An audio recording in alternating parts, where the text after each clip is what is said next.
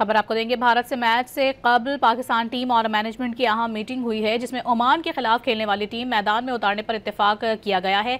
इस मीटिंग से मुतालिक मज़ीद तफसीलात जानेंगे। डॉन न्यूज़ के नुमाइंदे इमरान सिद्दीक हमारे साथ मौजूद हैं।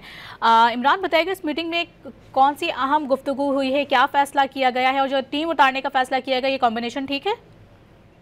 हाँ जी बिल्कुल, एशिया कप में बड़े मार्के से कबल जो है वो एक बड़ी मीटिंग हुई, जिसमें पाकिस्तान टीम के जो हेड कोच है माइक हैसन, उन्होंने खिलाड़ियों का हौसला बढ़ाने की कोशिश की और निडर और बेखौफ होकर खेलने के खिलाड़ियों को जो है उन्होंने पैगाम दिया। टीम के हवाले से भी इसमें मीटिंग में गुफ्तगू हुई और ये फैसला किया गया कि जो ओमान के खिलाफ टीम खेली थी उसी को मैदान में उतारा जाएगा, जिसमें साहिब अयूब, मोहम्मद हारिस, साहिब राना फरहान, फखर जमान, सलमान अली आगा, हसन नवाज, मोहम्मद नवाज, फहीम अशरफ, शाहीन शाह अफरीदी, सुफियान मुकीम और अबरार अहमद जो है वो इस टीम का हिस्सा होंगे। मीटिंग में हारिस रऊफ को खिलाने के हवाले से भी बातचीत हुई, लेकिन कोई हतमी फैसला नहीं हो सका है और कहा यह जा रहा है कि कोई पिच देखने के बाद, टॉस के मौके पर पिच देखने के बाद कोई चेंज भी जो है वो टीम में सामने आ सकता है। लेकिन अभी तक की जो इत्तलात है उसमें ये कि ओमान के खिलाफ जो प्लेइंग 11 है उसी को खिलाने पर इत्तेफाक हुआ है। जी, बहुत शुक्रिया इमरान आपका।